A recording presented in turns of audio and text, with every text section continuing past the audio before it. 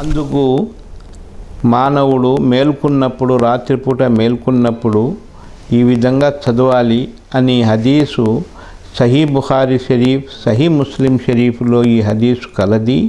ఈ హదీసు ప్రకటించిన వ్యక్తి హజరత్ అబ్దుల్లాహ్ ఇబ్న్ అబ్బాస్ రజల్లాహు తాలా అన్హుమా. చాలా ఇస్లాం కోసము పాటుపడ్డారు. బాల్య వయసులో 18 ఏళ్ళు 19 ఏళ్ళ వయసుకు చేరకముందే ఆయన మన ప్రవక్త సల్లల్లాహు అలైహి వసల్లం గారి నుంచి చాలా విద్యలు పొందాడు. ఆయన ముక్సిర్ ఫి రివాయ, చాలా హదీసులు రివాయత్ చేసిన వ్యక్తి.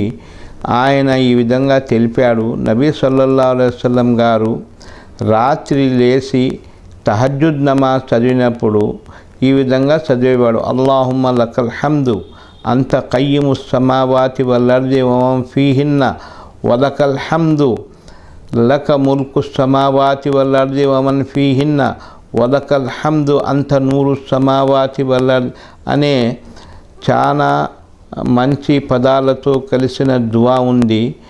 దాంట్లో మనకు శుభము కలుగు విషయాలు చాలా ఉన్నాయి.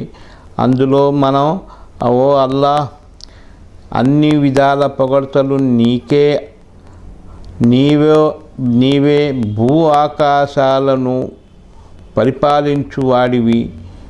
భూ ఆకాశాలలో ఏముందో దాన్ని అన్నిటికీ అధికారము నీకే, కాబట్టి పొగడ్తలు నీకే.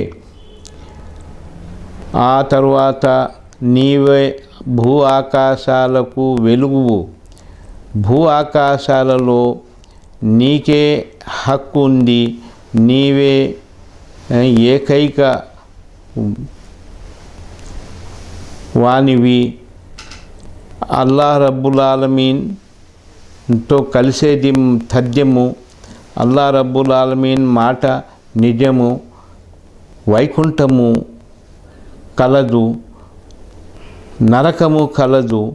ముహమ్మద్ సల్లల్లాహు అలైహి వసల్లం గారు పంపబడిన విషయము చాలా దృఢమైంది, నిజమైంది. ప్రళయము వాటిల్లును. ఆయల్లా, నేను నీకోసమే ఇస్లాంను స్వీకరించాను, నీ మీదనే నా విశ్వాసము, నీ మీదనే నా నమ్మకము,